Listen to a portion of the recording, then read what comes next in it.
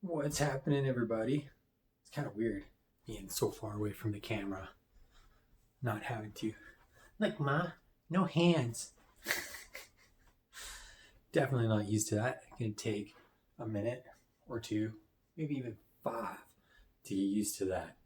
But I promised you a video today. So let's talk about the video. Said I was going to do something on what happens if you do not get the approval that you were looking for. What does that mean? What does that look like? So sometimes when applying for financing for your business, it's just that simple. You don't always get what you want. You don't always get the duration that you want. Sometimes it's shorter. The loan term is shorter. Sometimes you get a higher interest rate. Sometimes you even get a lower amount of money, a lower face value, right? So maybe you applied for 50 and you got 10. Maybe you applied for 100 and you got 25, or you got 50, or whatever the case may be, something like that. Now, why is that? What is that? Why does it happen? What's going on with that? So here's the thing. I've done like a few videos, at least one video on this already. I can link it if you guys need it. But there's a ton of different things that go into an underwriting decision, right? There's time of business is a big one. Cash flow is a big one. So what is your revenue? And not just that, but what's going on with your bottom line? Where are your profit margins, right? Just because you're making $1.5 million a year doesn't mean that you're going to get a $150,000 loan. You think, well, that should be no problem. That's like 10% of my income or whatever, right? 5% of my income. Not necessarily. If your profit margins are only like $50,000 or $150,000 throughout the year, I mean, yes, that is a big gap, but those things are going to come into play in a decision for financing for your business. Now, what happens if you don't get as much money as you want, or you don't get the rate that you want? Well, sometimes you may be able to negotiate a lower rate. Not all the time. Sometimes, depending on the program, yes, it is a possibility. You can see if you can get a lower rate. If the payments are too high, you can see maybe you can get the term extended a little bit so that you can get your payments reduced. You know what I mean? They are possible, like those variables. Sometimes we have the power to play with that kind of stuff. Sometimes we don't. But it doesn't hurt to ask and see if there's anything you can do, because as a broker, we want what's best for you, and we're willing to do that. But here's the thing is, yes, as much as it is us against the lenders or the underwriters, they want the best thing for you too, right? If they don't think that your cash flow is healthy enough to support a certain loan amount, then yes, they're going to decline you, or they're going to give you a lower amount of money, a smaller amount of money. Why is that? They don't want to put your company into duress. They don't want to put you into duress.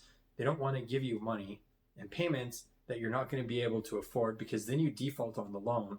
You look bad. It's a stain on your record for a long time, 5-7 years. It feels like forever. It's a black stain on your record, on your credit file. But it also makes the lender look bad, right? Yes, sometimes. I shouldn't say sometimes, but yes, there are predatory lenders out there that just don't care, and they'll give you whatever, and they'll take you to the moon and back, and they'll screw you over, and that just puts a bad taste in the industry's mouth and everybody's mouth and your mouth. It makes you less inclined to look for financing in the future. We don't want to put you in those types of positions. So it's not personal when you get something other than what you want. It's just life.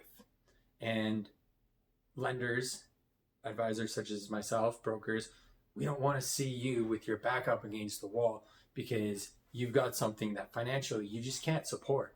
And that's why these decisions come into play, right? So what do? What happens if you get less money?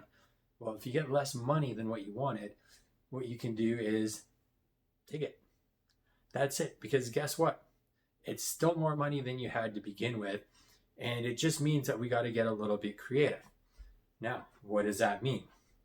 Sometimes after like 25, 30, 35% prepayment of the loan, you can refinance it, which means that you can get, so say you took a $25,000 loan, you paid it down to 15, you can refinance it, which means you get 25. So you get an extra 10,000, you're netting an extra $10,000, and you can keep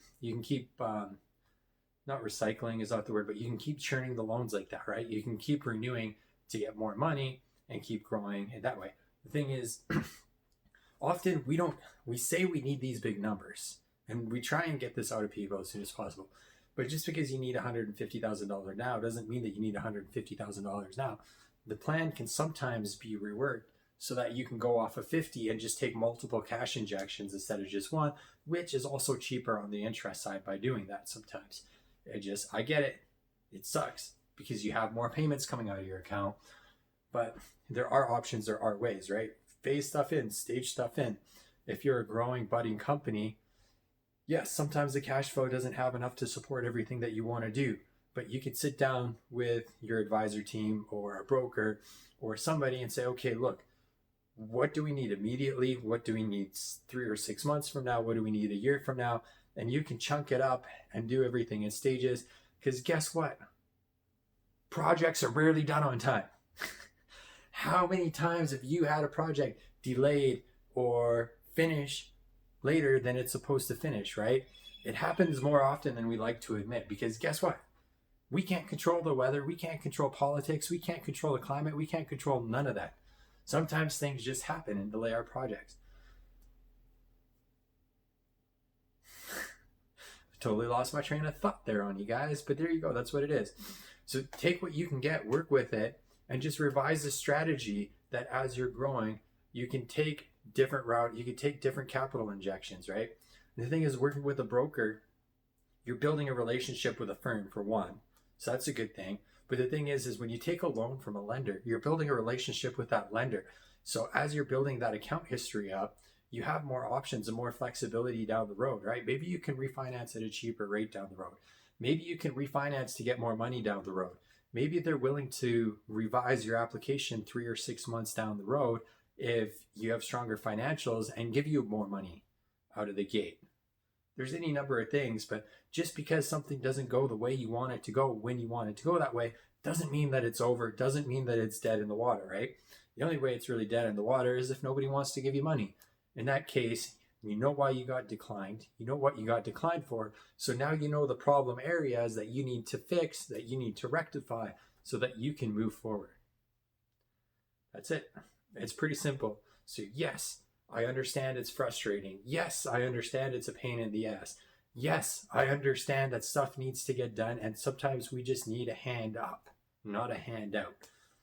But again, everybody that's involved in the decision, they want to see you win. They want to see you successful. They want to see you hit your goals and run a very financially viable and successful company. And if we're putting you in a position that's going to stretch you too thin, that just hurts everybody that's involved. It's a reputational hazard. It's a bankruptcy hazard. It's a delinquency hazard. It's just a hazard all around it. Nobody wants to put you in that type of a position. So next time you get some sort of an offer or you get some sort of an agreement that isn't exactly what you want to hear, I get it. Vent your frustration if you need to vent your frustration. It happens. We're human. But you got to understand that we just want what's best for you. And we're looking out for your best interest, even if sometimes it means that you're not getting exactly what you want when you want it, how you want it. Chances are there's stuff that we can do to improve your situation, to get you into those other programs down the road, to get you more capital down the road, to get you stronger injections down the road, right? So work